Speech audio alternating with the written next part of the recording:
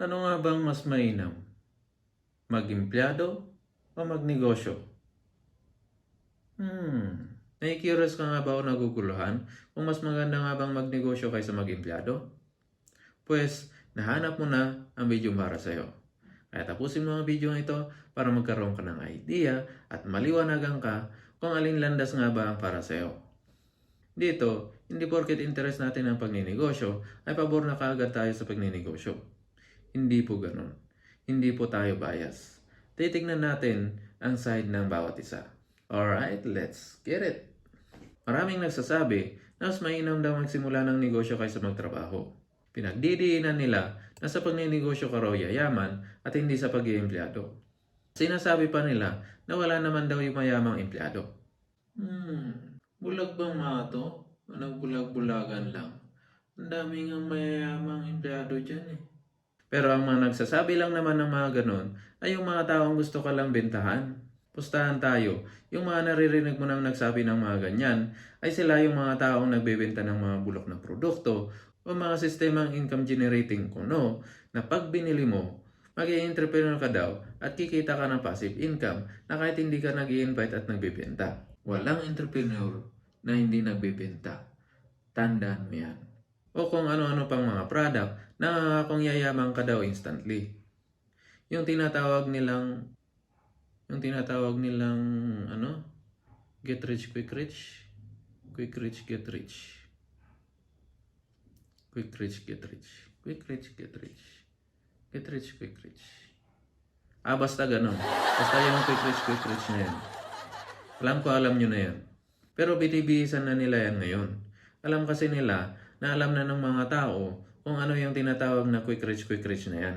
Kaya binihisan nila at sinasabing hindi raw quick rich ang pinasok mo, kaya natural lang daw na hindi ka kikita kaagad. Yan na naman yung ginagawa nilang depensa pag hindi ka kumikita eh. Kaya ikaw, nagpapaniwala ka naman, kaya nauuto ka. Mahirap magtayo ng negosyo. Karamihan kasi sa mga hindi pa nakapag-try magnegosyo, akala nila madali lang. Akala nila, basta may pampuhunan ka lang, pwede na. Akala nila, ang mga negosyante, paupo-upo lang. Akala nila, ang mga negosyante ay naghihintay lang ng customer. At kung nagbayad, easy money. Akala nila ganoon kasimple. Yan ang isa sa mga dahilan kung bakit maraming nagsisimula ng negosyo tapos nalulugi. Kasi akala nila simple lang eh. Akala nila, basta may pumpunan ka lang, okay na. Ang hindi nila alam, na uto lang pala sila ng mga maling akala nila. Hindi kasi nila nakikita yung hirap na pinagdadaanan ng negosyante sa kabila ng kanilang tagumpay. Ang mukha kasi na nakikita ng mga tao sa negosyo ay yung pag-abot ng customer ng bayad niya at yung pagtanggap ng negosyante ng bayad ng customer. At doon sila nasisilaw. Kaya akala nila, ganun lang basta-basta. Kaya sila naiinggit. Hindi nila kasi nakikita yung dugot pawis na ipinusta ng negosyante para maitayo yung kanyang negosyo. Dahil hindi nila alam yung mga problema at pagsubok na kinakaharap ng mga negosyante tuwing may unos o matumal. Akala kasi nila kung nakapagtayo ka na ng negosyo mo, mapera ka na. Akala nila na kung napagtayo ka ng negosyo mo, isettle ka na for the rest of your life. Yun ang akala nila. Pero hindi. Mahirap magnegosyo. As in, mahirap as a hell. Ang katotohanan, 90 to 95% ng mga small businesses o mga startup companies ang nagpe-fail o nalulugi within 5 years. Yan ang katotohanan. At hindi yan statistics lang. Marami nang nag-try pero nalugi o hindi gumana yung negosyo nila. Ang masaklap, nagkanda utang-utang pa sila. Nabaon sila sa kutakot-takot na pagkakautang. Isa na rin ako sa mga nakaranas niyan kaya alam ko. Kaya pinagdidiinan ko na hindi madali ang magnegosyo. Kaya para sa akin, kung may choice kang kumuha ng trabaho, magtrabaho ka muna. Walang masama sa pagiging empleyado. Magtrabaho ka, bayaran mo lahat ng mga utang mo, mga bills mo, at pag-aralan mong i-manage ang personal finance mo. Kasi kung yung personal finance mo ay hindi mo may manage, ano pa kaya yung magmamanage ka ng finance ng negosyo mo? Mamasukan ka muna, diyan ka magsimula. Kasi mas maganda yung maranasan mo yung both sides. Para hindi ka mainggit sa mga empleyado pag nagnegosyo ka na hindi mo naranasan ang pagiging empleyado. May ganon kasi, yung maiinggit ka sa isang bagay na akala mo madali at akala mo paisi-isi lang. Pero nung sinubukan mo, napasok ka kasi mahirap pala.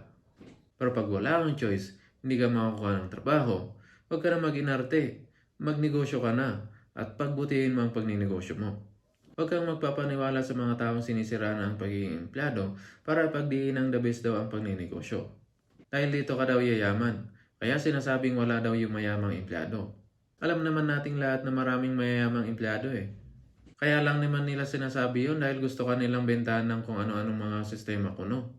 Na pag binili mo, yayaman ka daw at hindi mo na kailangan magtrabaho dahil magkaka-passive income ka daw na kumikita kahit natutulog ka lang. Nakakaakit, di ba? Pero naisip mo ba kung bakit sila andun? Na kung bakit porsigido sila makapag-recruit? Kasi hindi totoo yung sinasabi nila. Kasi kung totoo yung sinasabi nila, ba't sila andun nagre-recruit? Di ba? Isabi nila hindi mo na kailangan mag-invite at magbenta. Kikita ka raw kahit wala kang gagawin. Basta magbabayad ka lang daw. Ba't hindi na lang sila matulog at hintayin na lang yung passive income nila, di ba? Kasi nga hindi totoo yun. Budol yun. Kaya masasabi ko, kung magnenegosyo ang landas na gustong tahakin, ay mamasukan ka muna. Habang nagtatrabaho, pag-aralan mo yung mga pasikot-sikot sa pagninegosyo para mahanda ka sa hamon ng buhay pag ikaw na ang nagninegosyo. Hindi mo kailangan maging expert muna bago ka magsimula. Pag-aralan mo lang yung mga possible risks na pwedeng kakarapin mo at kung paano mo ito maiiwasan at mapagtatagumpayan. At yung iba, matututunan at mapag-aaralan mo rin yung mga yun along the way. Mahirap magsimula ng isang bagay na wala kang model dahil malaki ang chance na hindi ka magtagumpay unless mayroon kang resources para mag-trial and error na pag nalugi ka, okay lang sa'yo na hindi maapektuhan ang takbo ng pamumuhay mo, lalong-lalo na ang mental health mo. Dahil eto ang isa sa mga puhunan sa pagninegosyo. Yung handa ang puso't isipan mo para harapin ang downside ng pagninegosyo. Walang negosyo kasi na puro upside. Up and down ang pagninegosyo. Kaya dapat mong paghandaan ang downside para hindi ka mabigla. Sa pag-iempleyado, wala namang problema dyan. As long as kaya mo yung trabaho mo, align sa interest mo yung trabaho mo, at masaya ka sa trabaho mo. Walang masama sa pag-iempleyado. Sinisiraan lang kasi ito ng mga budulero. Kaya bumabaon sa utak ng mga tao na pag pinagkukumpara ang employment at business, business agad ang sinasabing mas lamang. Sa pag-iempleyado, wag mo lang hayaan na ang tinatrabaho mo ay mga bagay na hindi mo gusto, na ginagawa mo lang dahil kailangan. Kasi hindi ka magiging productive dyan eh. At papayag ka bang ginugol mo ang tanang buhay mo sa mga bagay na hindi mo gusto? Yung tatanda kang lahat ng mga bagay na gusto mo ay hindi mo nagawa? Huwag naman sana. Pero kung ganun ka man, pagsikapan mong hanapin kung ano yung interest o passion mo. At yun ang pagtrabahoan mo. Kasi doon ka magiging productive. At sure ako, kung productive ka, makakatulong ang magiging kasangkapan ka para sa pagbabago o pag-unlad ng ating bansa. Yan kasi ang masaya sa loob. Yung tatanda ka na marami kang naiambag para sa bayan. Alright, I hope naiintindihan nyo na walang mali sa pagiging empleyado.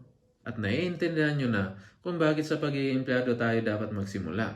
Tandaan na ang bawat matagumpay na negosyante ay dumadaan sa pagiging empleyado. Kaya gamitin natin ang hakbang na ito patungo sa mas matagumpay na bukas.